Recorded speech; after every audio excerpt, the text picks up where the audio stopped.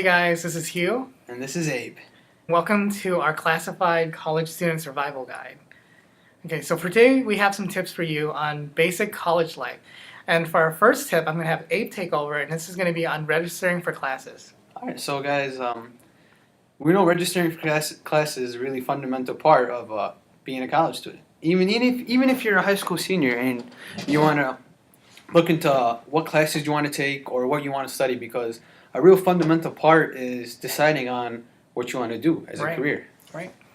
Okay. And I mean, as a freshman, or if you're still thinking about entering college, it can be difficult on what you want to do. So as long as you have what I like to say, like the area, for example, if you want to become a doctor, if you want to be in the science field, or if you want to be in the psychology, or any of the pre-med, so to speak, scope. Another really important part, and probably the most important part of registering for classes, is your schedule.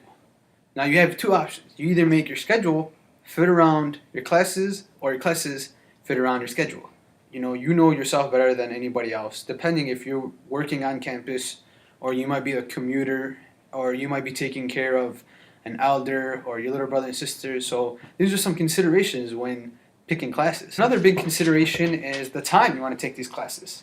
I like taking classes in the morning because I like going to class. I like waking up early, going to class, and then having the rest of the day myself, whether to study, whether to exercise, and etc. Just whatever you want to do. No, I'm the complete opposite. I like to get all my stuff done in the morning, and then I come to class, and then I get home and just relax, just study. I'd rather sleep. My last point, and it's really critical, is schedule your classes early. Know who you want to take, what professor, search her up, him, just look him up, know what class you want to take, and bam, sign up for it and have your schedule from the get-go. That's pretty much wrapping it up for registering classes, and I'll hand it over to you when we're talking about parking. So these are for the people who actually have to commute to school, unlike the ones who live on campus. Lucky them, right? Mm-hmm. Okay. So the first lucky. point I want to go over is the parking pass versus no parking pass.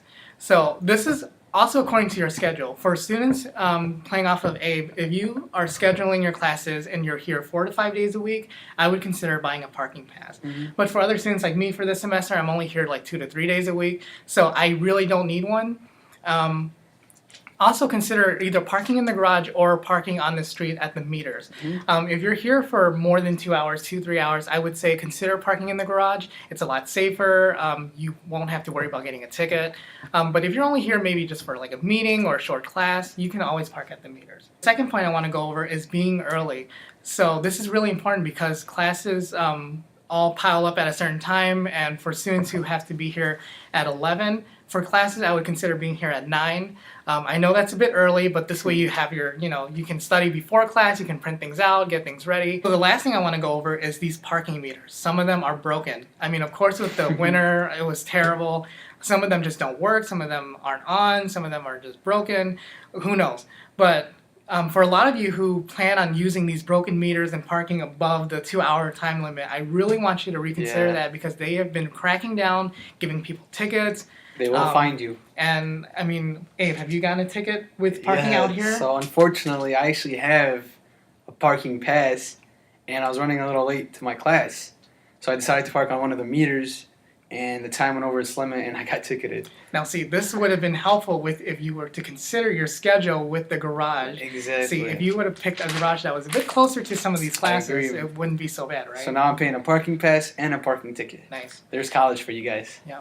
I hope you guys are taking this into consideration, and our cast members will later on discuss and elaborate major components in more detail later on. Okay, so thank you so much for tuning in. We'll see you next week. Take care, guys.